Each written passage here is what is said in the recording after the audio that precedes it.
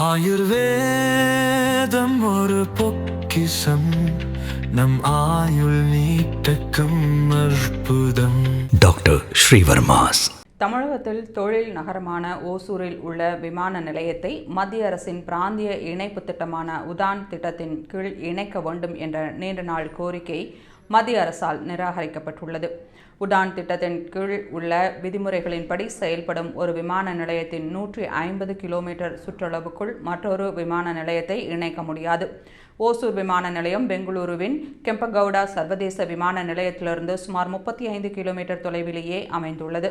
இதன் காரணமாக ஓசூர் விமான நிலையத்தை உடான் திட்டத்தில் சேர்க்க இயலாது என்று விமான போக்குவரத்து துறை இணை அமைச்சர் முரளிதர் மொஹோல் கூறினார்.